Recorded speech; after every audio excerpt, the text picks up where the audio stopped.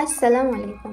আমরা আজকে এমন একটি বই সম্পর্কে জানতে পারবো যার মালিক হলো স্বয়ং আজরাইল, যেটি পেয়ে যায় লাইট নামের একটি ছেলে এবং সে ওই বইয়ের মাধ্যমে মারতে শুরু করে সেই সকল ক্রিমিনালদের যারা খারাপ কাজ করত। কিন্তু এ সকল ঘটনার ভিতরে ঢুকে পড়ে একজন ডিটেকটিভ, যে জানতে যাচ্ছিল যে এ সকল ঘটনা আসলে কে ঘটাচ্ছিল। জীবন মরণের এই খেলায় কে জিতবে সেটাই দেখতে পারবো আজকের এই গল্পে, যার নাম ডেথ নোট। তাই চলুন আর একটু স্পয়লার না দিয়ে সরাসরি চলে যাওয়া যাক এই ইন্টারেস্টিং গল্পে। গল্পের শুরুতে আমরা লাইট নামের একজন ছেলেকে দেখতে পাই, যে কিনা তখন কলেজে বসে নিজের হোমওয়ার্কগুলো দেখছিল। হঠাৎই আবহাওয়া পরিবর্তন হতে থাকে এবং আমরা দেখতে পাই আকাশ থেকে একটি কালো রঙের বই নিচের দিকে পড়ছে, যেটি সরাসরি এসে পড়ে লাইটের কাছে এবং সে সেই বইটি উঠিয়ে দেখতে শুরু করে। তখনই বৃষ্টি নামতে শুরু করলে সে কলেজের ভেতরের দিকে যাওয়া শুরু করে, কিন্তু সে রাস্তায় দেখতে পায় একদল বুলি একটি ছেলেকে খুব বিরক্ত করছে এবং মারধর করছে। সেখানে তার গার্লফ্রেন্ড মিয়াও চলে আসে। তখন লাইট প্রতিবাদ করতে গেলে তারা লাইটকেও গালাগালি করে এবং তাকে একটি ঘুষি মারে, ফলে লাইট নিচে পড়ে যায় এবং তার হোমওয়ার্কের খাতাটা নিচে পড়ে সম্পূর্ণ ভিজে সেটি নষ্ট হয়ে যায়। তখনই সেখানে চলে আসে তাদেরই এক শিক্ষক এবং সে সেই হোমওয়ার্কের খাতাগুলো উঠিয়ে দেখতে শুরু করে। আসলে লাইট অন্যদের হোমওয়ার্ক করে দিত, যার ফলে সে নিয়ে যায় তাকে প্রিন্সিপালের রুমে, যেটা দেখে প্রিন্সিপাল খুবই রেগে যায় এবং সে তাকে শাস্তিস্বরূপ একটি রুমে বন্ধ করে রাখে। সেই সাথে দিয়ে দেয় অনেকগুলো হোমওয়ার্ক, যেগুলো লাইটের সম্পূর্ণ করতে হবে। এসবে লাইট ভীষণ বিরক্ত হয়ে যায় এবং তখনই তার মনে পড়ে যায় সেই বইটির কথা। তখন সে সেই বইটি বের করে দেখতে শুরু করে। বইটির ভিতরে বিভিন্ন ধরনের রুলস লেখা ছিল, যেগুলো সে পড়তে শুরু করে। বইটি পড়ার টাইমে হঠাৎই লাইটগুলো ফ্লিকার করতে শুরু করে এবং একটি থমথমে পরিবেশ হয়ে যায়। চারিদিক থেকে বাতাস বইতে শুরু করে, ফলে লাইট একটু ঘাবড়ে যায় এবং আমরা রুমের মধ্যে একটি অদ্ভুত আকৃতিকে দেখতে পাই, যেটা দেখতে খুবই ভয়ানক ছিল এবং অন্ধকারে তার চোখ দুটো জ্বলজ্বল করছিল। এটা দেখে লাইট ভীষণ ভয় পেয়ে যায়, কিন্তু তবুও সে সাহস করে বোঝার চেষ্টা করে যে আসলে সেটি কি। কিন্তু তার আর বুঝতে বাকি থাকে না যে এটিই হচ্ছে এঞ্জেল অফ ডেথ, অর্থাৎ যাকে আমরা আজরাইল বলে থাকি। এখানে অ্যাঞ্জেল তাকে বলে যে এই বইটি যার কাছে থাকবে সে এই বইটির মালিক হবে এবং একটি একটি করে বইয়ের সকল নোটগুলোর ব্যাপারে বলতে থাকে, যেগুলোকে বলা হয় ডেথ নোট।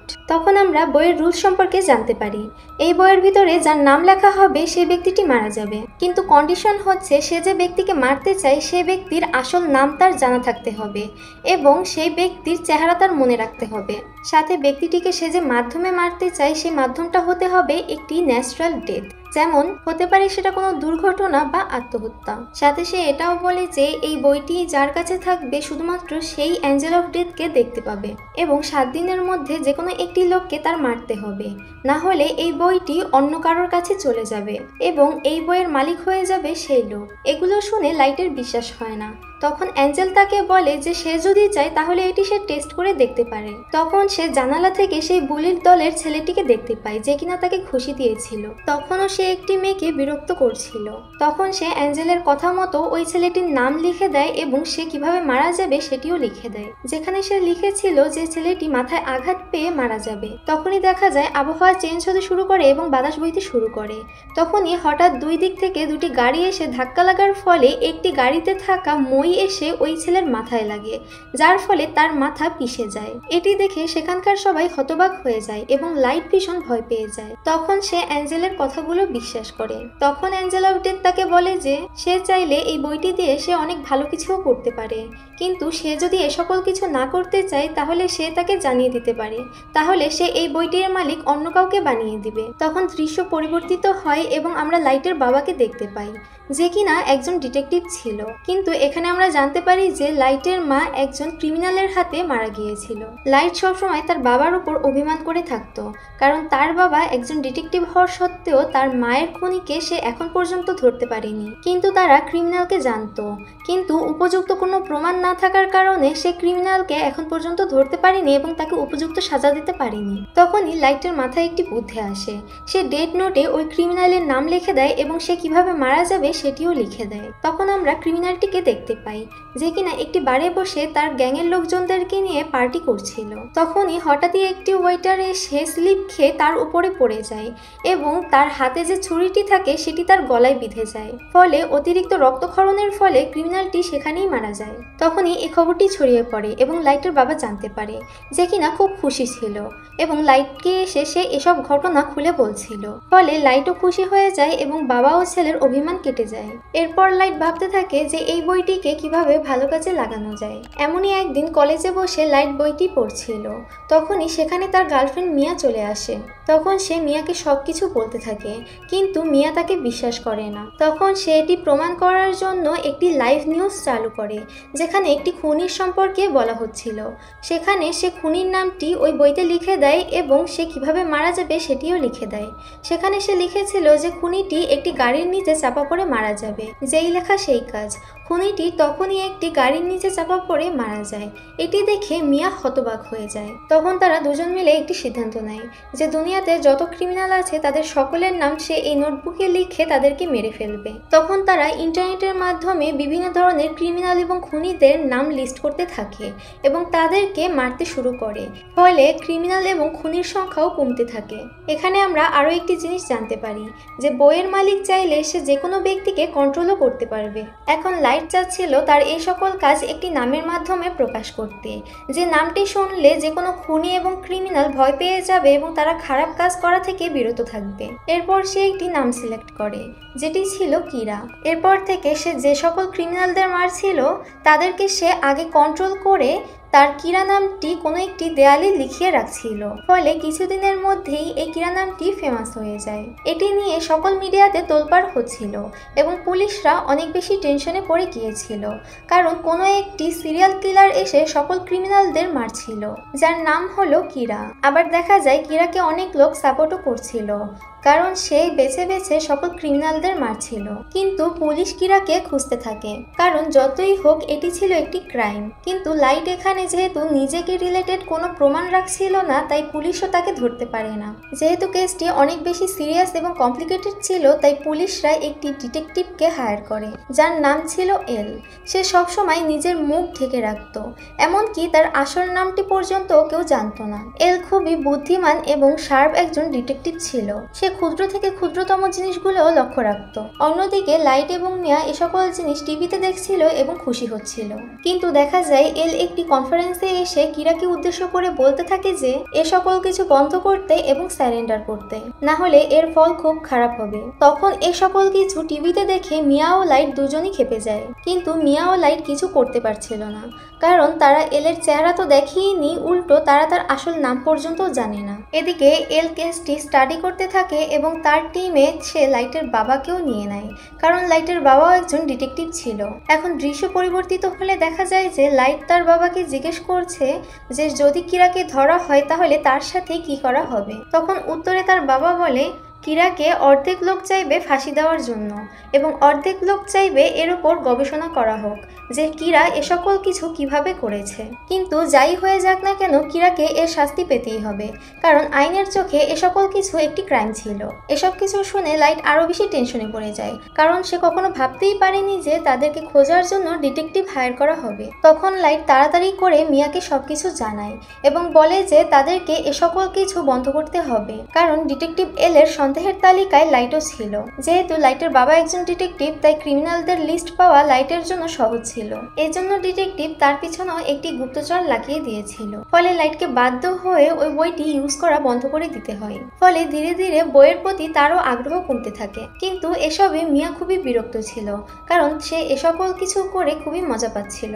তখন মিয়া লাইটকে বলে যে সে যেন ওই বইতে সকল ডিটেকটিভদের নাম লিখে দেয়। ফলে যদি এক এক করে সকল ডিটেকটিভ মারা যেতে থাকে তাহলে অন্য ডিটেকটিভরাও ভয়ে এই কেসটি ক্লোজ করে দিবে। কিন্তু লাইট কোনো নিরীহ মানুষদের প্রাণ নিতে চাচ্ছিল না, ফলে লাইটের জোরাজোরিতে মিয়াকেও সেটি মেনে নিতে হয়। অন্যদিকে ডিটেকটিভ এলও বুঝতে পারে যে কিরা শুধুমাত্র সেই সকল ক্রিমিনালদের মারছে যাদেরকে টিভি নিউজে দেখানো হচ্ছে।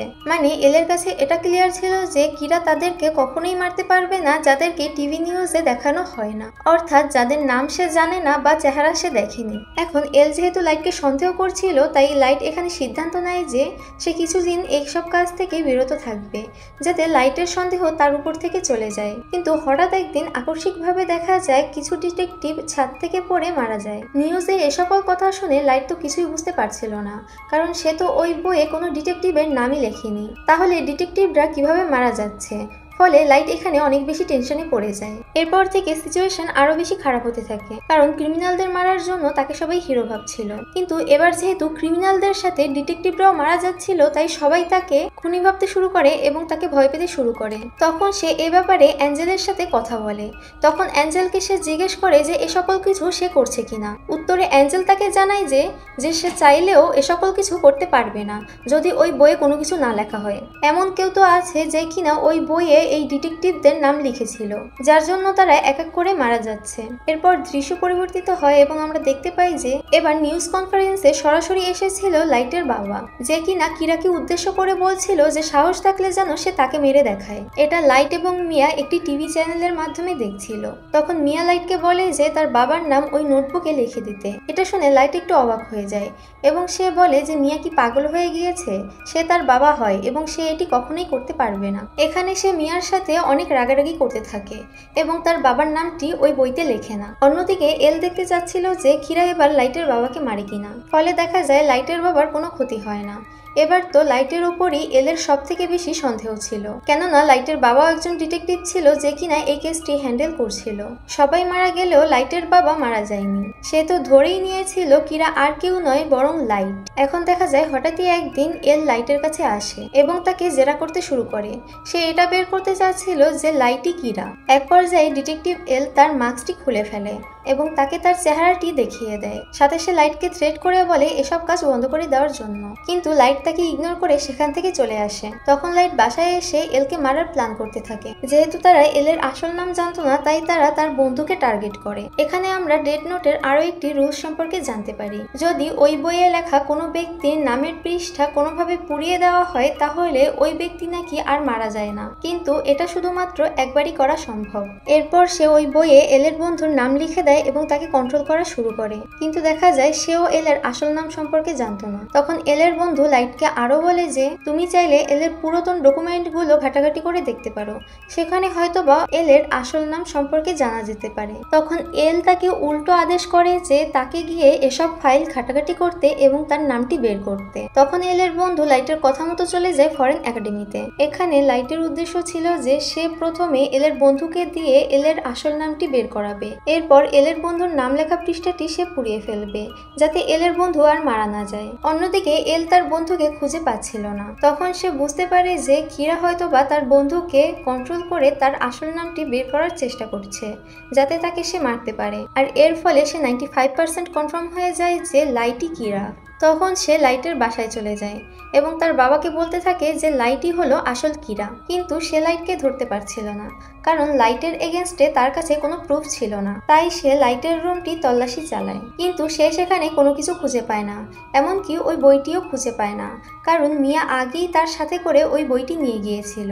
এরপর দেখা যায় লাইটের কাছে এলের বন্ধুর কল আসে, যেখানে সে বলে যে লাইটের পুরনো ফাইলগুলো কোথায় রাখা আছে সেটা সে জানতে পেরেছে এবং সে কিছুক্ষণের মধ্যেই তাকে সে আসল নামটি বলে দেবে। কিন্তু দেখা যায় সেখানে গিয়ে সে ফাইলের মধ্যে এলের নাম লেখা ওই পেজটি আর খুঁজে পায় না, কারণ তার আগে কেউ সেখান থেকে ওই পেজটি ছিঁড়ে নিয়ে গিয়েছিল, আর তখনই এলের ফ্রেন্ডকে সেখানে এসে কেউ একজন মেরে দেয়। এরপর একদিন লাইট এবং মিয়া একটি ডান্স পার্টিতে যায়, যেখানে মিয়া লাইটকে বলে যে সেই ওই সকল ডিটেকটিভদের নাম ওই বইতে লিখেছিল, এমনকি এলের নামের ওই পেজটি সেই ছিঁড়েছিল।